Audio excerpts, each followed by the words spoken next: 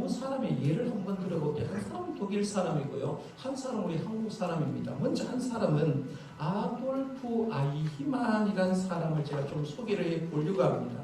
이 사람은 어떤 사람이냐면 나치 독일 당시에 유대인 학살을 총 책임자입니다. 여러분, 유대인들이 무슨 죄가 있습니까? 그런데 이 유대 사람들이 독일 치하에서 엄청난 사람이 죽어갔지 않습니까? 엄청나게 많은 사람이 가스실로 들어가서 가스를 흡입하고 생체 실험을 하고 힘들게 이렇게 죽어가는 걸 보는데, 유대인의 학살의 총 책임자가 누구냐면 이 사람 아이히만이라는 사람이라는 거예요. 이 사람이 유대 사람을 수없이 많이 가스실로 보내서 죽였습니다. 그런 다음에 2차 세계대전이 종전되고 그는 미군에서 붙잡혔습니다. 그런데 1946년 포로 수용소에서 탈출해서 중동책을 전전긍긍하다가 1958년, 우리 교회 58년생이 굉장히 많은데요. 58년부터는 아르헨티나로 가서 거기서 숨어 살게 됩니다. 이스라엘 사람들이 이제 아르헨티나에서 자원봉사를 하는데 자기 나라의 백성을 죽인 장본인 아이히만이 있다라는 거하고 봉사자들이 깨닫게 됩니다. 저 사람이 아이히만이라고 얘기해서 이스라엘에게 연락을 하게 되고 결국에는 그 사람이 발견돼서 1960년 5월 11일에 체포가 되고 9일 후에 비밀리에 이스라엘로 이송이 되고 이스라엘 나라가 전범으로 이 아이히만을 국제적으로 재판을 하게 됩니다. 큰 재판, 특별 재판을 열렸는데요. 아이히만이 재판 중에서 이런 말을 했습니다. 나는 잘못한 것이 없다. 위에서 시키는 대로 했다. 이렇게 하는 거예요.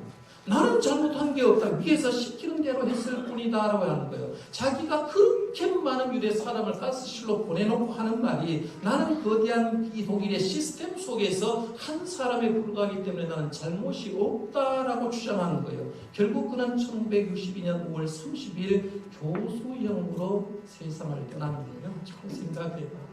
그렇게 많은 사람을 죽여놓고 하는 말이 나는 잘못한 것이 없다. 위에서 시키는 대로 했을 뿐이다 라는 말을 들으면 씁쓸하잖아요. 사람이 저런 사람이 있냐 이렇게 생각될 수가 있잖아요.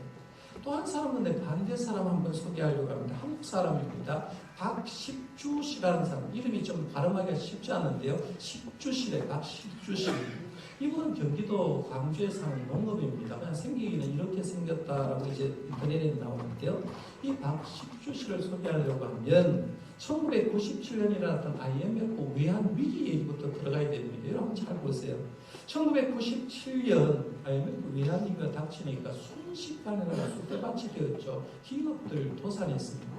사장님들 자살한 사람 수없이 많았고요. 회사 다니는 가장들이 실직해서 집에 들어와서 굉장히 힘든 시절을 보냈습니다. 우리 한국에 새창바람이 불어왔거든요. 그 새창바람이 불어올 때 이 나라를 살려보려고 국민적인 운동 하나가 벌어졌는데 금모으기 운동이 벌어지는 거죠. 일제시대 때 했던 것처럼 금모으기 운동이 벌어졌는데 금모으기 운동이 1998년 1월 5일부터 금모으기 운동이 시작됐는데 약 4개월 동안 230톤의 금이 모아져서 이 금을 해외에 팔고 그것을 외환으로 보유해서 우리나라가 외환 위기를 탈출하는 데 굉장히 많이 도움이 되었다라고 하는데요.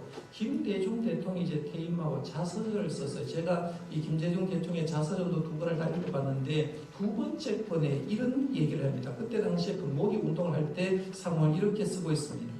날마다 감동적인 일이 벌어졌다. 바로 전 세계를 감동시킨 금모으기 운동이었다. 국민들이 장롱 속에 금부채를 꺼내 은행으로 가져갔다. 전국의 은행마다 금부채를 큰 사람들이 줄을 섰다. 금반지, 금목걸이가 쏟아져 나왔다. 하나같이 귀한 세일이 담겨있는 소중한 징표들이었다. 백성들이 나라의 빈 곳간을 자신의 금으로 채우고 있었다. 신혼부부는 결혼 반지를, 젊은 부부는 아이들의 돌반지를, 노부부는 자식들이 사준 효도 반지를 내놓았다. 운동선수들은 평생 자랑거리며 땀의 결정체인 금메달을 내놓았다. 김수환 추기경은 추기경 취임 때 받은 십자가를 개척했다고 한다. 그 귀한 것을 어떻게 내놓으셨냐고 주위에서 아까워하자 이렇게 말했다고 한다. 예수님은 몸을 버리셨는데 이것은 아무것도 아닙니다. 이런 걸로 풀었습니다. 저도 그때 딸아이의 돌반지 몇 개 있는 걸 다 팔았거든요. 아마 여러분들도 장롱 속에 돌반지, 금반지 있는 것을 다 팔아서 살았을 겁니다. 그런데요, 금모기 운동을 처음 시작하게 된 사람이 누구냐면 이 박식주스라는 사람입니다. 이 사람이 농업인임에도 불구하고 이 사람이 외환위기가 우리나라가 돌아닥치자 각 정당과 방송국 그리고 새마을중앙본부의 소비자단체에 편지를 써서 한 말이 뭐냐면 금모기 하자는 거예요. 그래서 옛날 우리는 이미 금 모아서 나라를 살린 적이 있기 때문에 금 모아서 우리나라를 살리자라고 하니까 이 사람의 말이 시작돼서 금모기가 시작되고 금모기로 통해서 우리나라는 외환위기를 다룬 어떤 나라보다 빨리 탈출할 수 있었다라고 얘기합니다. 한 사람의 중요성 제기 얘기하는 겁니다. 한 사람은 아이히만을 제가 드렸어요. 그는 그렇게 많은 잘못을 저질러 놓고 하는 말이 나 때문이 아니다라고 얘기한 자기의 중요성을 망각한 아이히만이라는 사람도 있고요. 나 한 사람만 금을 모으면 내 한 사람을 통해서 나라가 변할 수 있다고 생각한 박식주 씨 한번 비교를 해보십시오.